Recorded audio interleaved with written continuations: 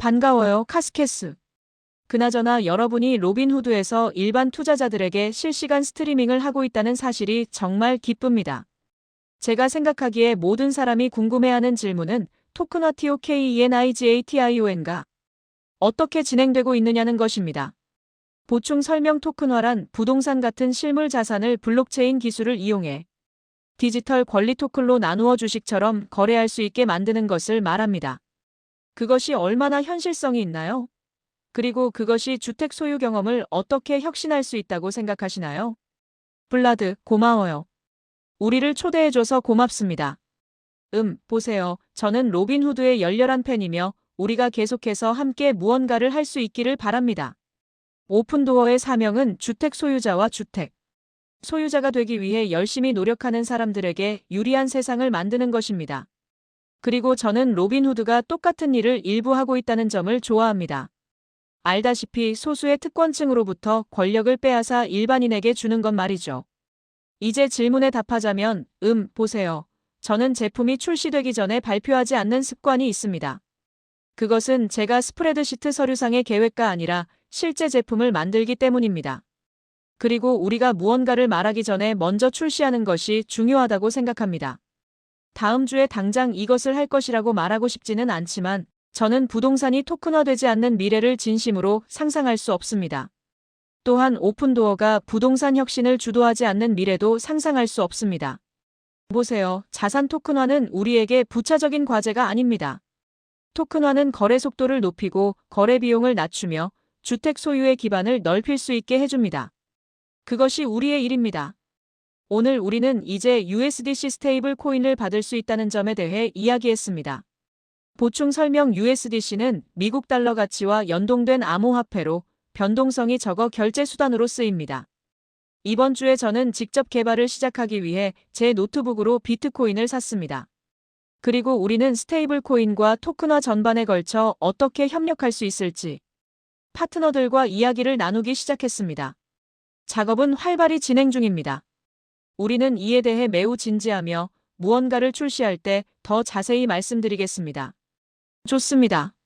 다음 질문 역시 에릭 잭슨이 보내온 영상 질문입니다. 안녕하세요, 카스. 에릭 잭슨입니다. 오픈도어 투자자 커뮤니티 전체를 대표하여 당신이 이곳에서 지휘를 맡게 된 것을 환영합니다. 두 가지 질문이 있습니다. 현재 회사의 인원수가 구체적으로 몇 명인지 말씀해 주실 수 있나요? 지난 여름에는 147명이었던 것으로 알고 있습니다. 둘째로 iBuying IBUYING 주변에서 보고 있는 수익 기회에 대해 더 말씀해 주실 수 있나요? 보충 설명 iBuying이란 기업이 알고리즘으로 주택 가격을 산정해 집주인에게 현금을 주고 직접 집을 산 뒤 수리해서 다시 파는 비즈니스 모델입니다. 모금모거지, 주택담보대출이나 타이틀, 권리보험 및 기타 부수적인 서비스를 추가할 계획인가요? 진로우GILLOW가 몇 년 전 기존 회사를 인수하여 이를 시도했으나 실제로는 성공하지 못했습니다.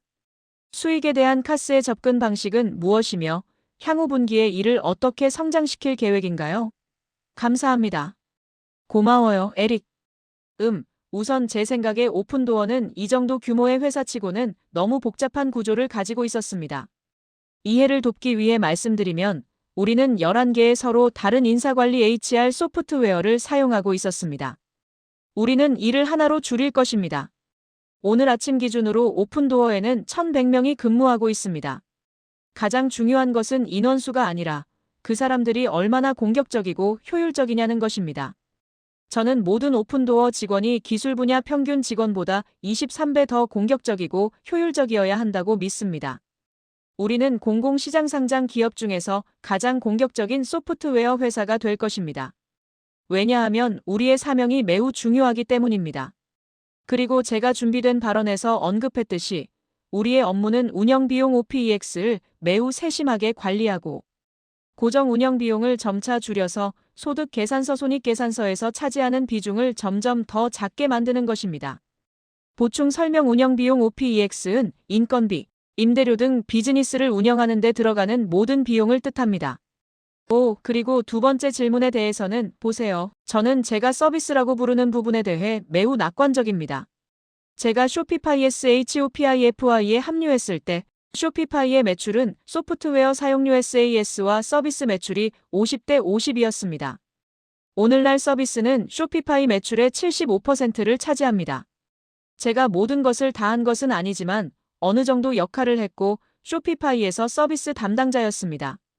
이러한 내장형 핀테크 엠베디드 FINTECH 기능들이 보통 작동하지 않는 이유는 대개 이사회실에 앉아있는 누군가가 사용자로부터 어떻게 하면 돈을 더 뜯어낼까 고민하며 설계하기 때문입니다. 보충 설명 내장형 핀테크란 플랫폼 안에서 결제, 대출 등을 바로 이용할 수 있게 만든 금융 서비스를 말합니다. 그것은 사용자들이 제품과 상호작용하는 방식이 아닙니다. 우리는 훌륭한 제품을 만들 것입니다. 그것들은 하나의 통합된 느낌을 줄 것이며 당신은 테슬라에서 차를 사거나 아마존에서 물건을 사는 것과 똑같은 방식으로 오픈도어에서 집을 사게 될 것입니다. 그것들은 하나의 제품처럼 느껴질 것이며 서로 다른 회사와 이야기하고 있다는 느낌을 주는 여러 가지 교차 판매 권유처럼 느껴지지 않을 것입니다. 질문에 답이 되었기를 바랍니다. 좋습니다. 다음 질문은 잭 H로부터 왔습니다. 언제쯤 수익성에서 극적인 변화를 볼 수 있을까요? 내년입니다. 답은 내년입니다. 우리는 수익성에서 극적인 변화를 보게 될 것입니다. 제가 세부 사항을 설명해 드리겠습니다. 준비된 발언에서 공유했듯이 우리는 2026년 말 시점에 향후 12개월 기준으로 조정순이익 어저스티드 넷 인컴 흑자를 달성하는 방향으로 회사를 운영하고 있습니다. 보충 설명 조정순이익은 일시적인 비용 등을 제외하고 실제 기업의 핵심 영업 능력을 보여주는 수익 지표입니다. 그 목표를 달성하기 위한 프레임워크 틀은 주택 매입 규모를 다시 확대하는 것을 요구합니다. 우리는 2025년 4분기에 주택 매입을 전분기 대비 35% 늘리는 가이던스 전망치를 제시했습니다. 그리고 2026년 4분기에는 한 달에 약 6,000채의 집을 사는 수준으로 마무리하려 합니다. 여러분은 어카운터블 OPENDOR 캄에서 이 목표에 대한 우리의 진척 상황을 추적하고 책임을 물을 수 있으며 이 사이트는 매주 업데이트될 것입니다. 맞은 측면에서는 우리가 강화된 엄격함으로 주택 매입에 접근함에 따라 공원 이익률 컨트리뷰션 마전 57%를 달성할 것으로 예상합니다.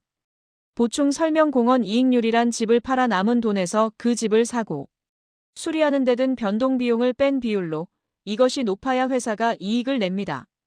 이는 롱테일 주택 잘 안 팔리는 비인기 주택을 줄이고 보유기간을 개선하며 결과적으로 보유비용을 낮춤으로써 가능해집니다. 또한 더 많은 기회를 얻고 더 많은 집을 매입함에 따라 더 많은 제품을 연결 어태치하고 부수 서비스에서 마진을 창출할 기회를 얻게 됩니다. 우리는 매출의 23%를 금융 비용으로 예상합니다. 이 비용은 우리의 회전율에 매우 민감하며 더 빠른 재판매 속도의 혜택을 볼 것입니다. 우리는 매출의 34%를 조정 운영 비용 어저스티드 OPEX 목표로 잡고 있습니다. 카스가 언급했듯이 기존의 고정 비용 구조를 활용하여 마케팅에 약간 더 투자하되 앞서 논의한 규율을 유지하며 물량이 늘어남에 따라 운영 규모를 소폭 확대할 것입니다. 이것이 프레임워크입니다. 새로운 가이던스는 아니지만 네, 계속하세요. 네, 제가 여기에 조금 덧붙여도 될까요?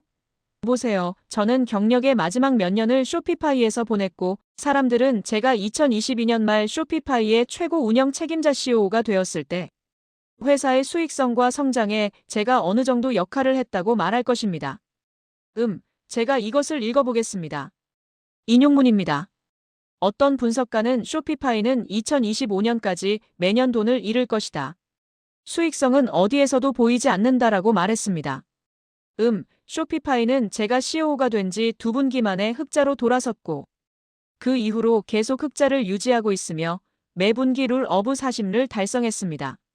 보충 설명 룰 오브 40는 소프트웨어 기업의 성장률과 수익률의 합이 40%를 넘어야 한다는 건실한 기업의 기준입니다. 기업은 엑셀 시트 안에서 수익성이 좋아지는 것이 아닙니다. 이것이 실무적으로 작동하는 방식은 저와 정용, 오픈도어 임원이 쇼피파이에서 했던 방식입니다. 프로젝트 목록을 만듭니다. 각각에 대해 성공 확률을 배정하고 매일 실행합니다. 쇼피파이에서는 이런 프로젝트가 수십 개 있었습니다. 그중 서너 개가 결과적으로 정말 중요하게 작용했습니다. 우리에게도 여기 똑같은 목록이 있습니다. 우리는 프로젝트 목록을 가지고 있습니다. 제가 수익성을 달성할 것이라고 말하는 이유는 이것이 수동적인 일이 아니기 때문입니다. 그냥 우리에게 일어날 일이 아닙니다. 우리는 우리가 무엇을 할 것인지 알고 있습니다. 우리는 그 조치들을 취할 것이며 2026년을 향후 수익성이 있는 상태로 마감할 것입니다. 말을 끊어서 미안합니다. 좋습니다. 다음 질문은 빅토리아 BVICTORIAB로부터 왔습니다. 공매도 세력 쇼트셀러즈이 계속해서 오픈도어를 공격하고 부정적인 소문을 퍼뜨리며 강력한 진전에도 불구하고 주가를 끌어내리고 있습니다. CEO로서 이러한 매일의 공매도 압박에 맞서고 주주를 보호하며 시장이 오픈도어의 진정한 강점을 보게 할 전략은 무엇인가요? 보세요. 저는 우리의 평균적인 주주분들을 매우 아낍니다. 그리고 오늘 우리가 일반 주주들과 입장을 맞추기 위해 몇 가지 일을 하는 것을 보셨을 것입니다. 하지만 저는 공매도 세력에 대해 생각하는데 시간을 많이 쓰지 않습니다.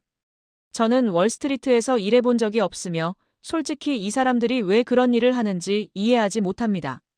그냥 깊이 지루해 보이고 영혼에 좋지 않은 일 같습니다. 저는 주로 그들이 불쌍할 뿐입니다. 그들은 실제로 아무것도 만들지 않거든요. 보세요. 우리는 매주 우리에게 반대하는 도박을 하는 사람들이 아니라 장기 보유자들을 위해 회사를 운영합니다. 우리에게 중요한 것은 매주 이어지는 실행력입니다. 얼마나 빨리 집을 사고 파는지, 운영상 얼마나 탁월한지, 재고를 어떻게 회전시키는지 말이죠. 공매도 세력을 다루는 가장 좋은 방법은 그냥 숫자로 그들이 틀렸음을 증명하는 것이라고 생각합니다. 매분기 우리는 경제 지표를 개선할 것입니다. 매분기 우리는 더 나아질 것입니다. 매주 숫자를 보여드릴 것입니다. 우리는 모든 옳은 일을 할 것입니다. 그렇게 하면 점수 주가는 알아서 따라올 것이라고 생각합니다.